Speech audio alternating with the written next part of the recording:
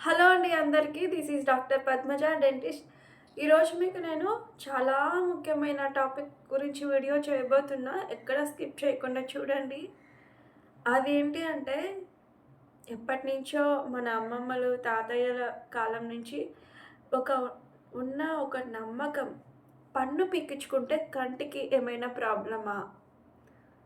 లేకుంటే ఒకవేళ పన్ను పీకించుకుంటే నరాల ప్రాబ్లమ్ ఏమైనా వస్తుందా?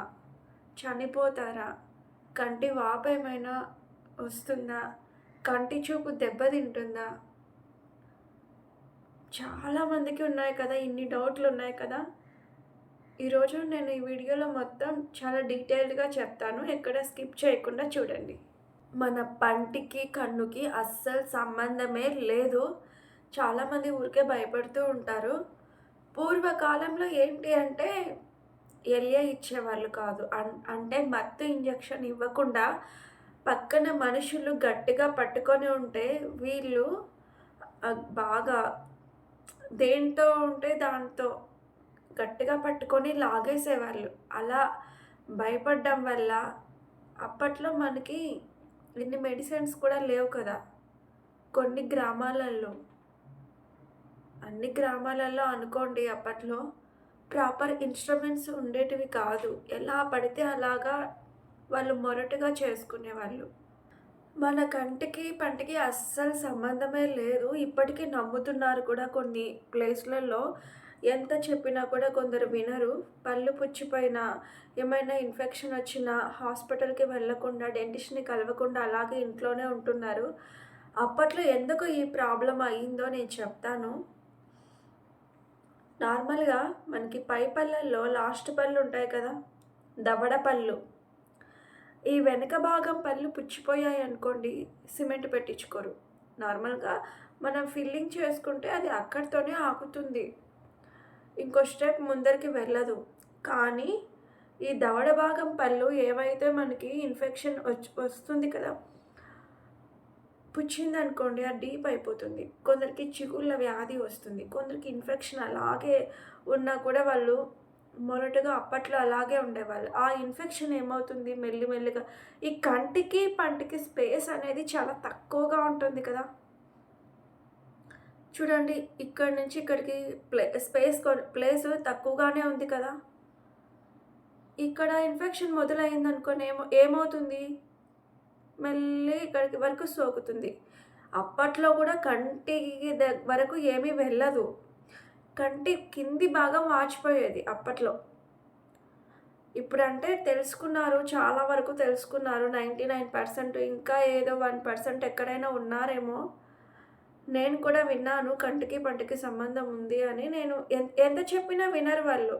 అందుకని నేను చెప్పేదేదో నేను చెప్తా. తర్వాత స్మైల్ చేసి నా పాటికి నేను సైలెంట్‌గా ఉంటా. ఎందుకంటే చెవిటోడి చెవిలో శంఖమూదినట్లు ఉంటుందనమాట. 100 సార్లు నేను చెప్పలేను. అందుకే నేను ఇలా వీడియోలో ఇంకా కొంతమంది తెలుసుకుంటారు కదా అని చెప్తున్నా. ఈ ఇన్ఫెక్షన్ ఏమవుతుంది? మెల్లిగా స్ప్రెడ్ అవుతుంది. అప్పుడు కూడా కళ్ళకేమీ ఎఫెక్ట్ కాకుండా కంటి కింది భాగం వాచేదనమాట. ఆ ఇన్ఫెక్షన్ అంతా ఈ భాగం అంతా ఎఫెక్ట్ అయ్యేది. అప్పట్లో ఇంకా ఏమని స్ప్రెడ్ చేసుకున్నారు వాళ్ళంతట వాళ్ళు? ఈ పన్నిటికి, కంటికి సంబంధం ఉంది. పన్ను పీకించుకుంటే ఈ కన్ను ఎఫెక్ట్ అయిపోతుంది. మనకి కళ్ళు కనిపించవు. మన కంటి చూపు దెబ్బతింటుంది అని అదొకటి నమ్మకం పడిపోయిందనమాట. ఇదొక్కటే ప్రాబ్లమ్. పళ్ళని బాగా పెట్టుకుంటే ఆ ఇన్ఫెక్షన్ కూడా ఏమీ స్ప్రెడ్ కాదు. ఇక్కడ ఇన్ఫెక్షన్ స్ప్రెడ్ అవ్వడం వల్ల ఈ ప్లేస్ అంతా ఎఫెక్ట్ అయిపోతుంది.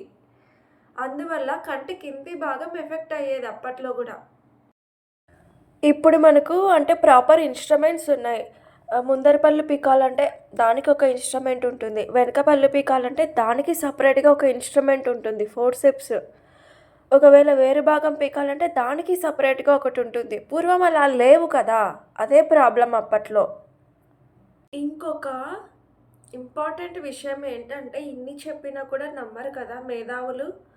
వాళ్ళ కోసమే మనకి సప్లై చేసే నరాలు ఏవైతే ఉన్నాయో కంటికి, పై పండ్లకు, కింది పళ్ళకు టోటల్‌గా డిఫరెంట్‌గా ఉంటాయి. అసలు సంబంధమే లేదు. ఇక్కడి నుంచి నరాలన్నీ వేరైపోతాయి. కంటికి సప్లై అవ్వేది, పళ్ళకు సప్లై అయ్యేది, పై పళ్ళకు సప్లై అయ్యేది. పై పళ్ళని మాక్సిలరీ అంటాం, కింది దాన్ని మ్యాండిబులర్ అంటాం. ఆ నర్వ్స్ అన్నీ చాలా సపరేట్‌గా ఉంటాయి. కంటికి, పై పళ్ళకు, కింది పళ్ళకు టోటల్ నర్వస్ సిస్టమే సపరేట్‌గా ఉంటుంది. అంటే టోటల్ నర్వస్ సిస్టమ్ కాదు. ఆ నరాల సప్లై ఏవైతే ఉన్నాయో ఇక్కడ, ఇక్కడ అవి వేరు వేరుగా ఉంటాయి. ఇది అండి ఈరోజు వీడియో. పంటికి, కంటికి టోటల్ మనకి నరాల సప్లై కూడా వేరుగా ఉంటుంది. అస్సలు భయపడాల్సిన అవసరం అయితే లేనే లేదు. ఈ వీడియో మీకు నచ్చినట్లయితే లైక్ చేయండి, షేర్ చేయండి, సబ్స్క్రైబ్ చేయడం అస్సలు మర్చిపోకండి. నెక్స్ట్ ఇంకో టాపిక్‌తో వస్తాను. సబ్స్క్రైబ్ చేయడం మాత్రమే కాదు, లైక్ కూడా చేయండి. లైక్ చేస్తేనే ఈ వీడియో మరింత ఎక్కువ మందికి వెళ్తుందనమాట. తెలియని వాళ్ళు కూడా తెలుసుకుంటారు ఇన్ఫర్మేషన్‌ని.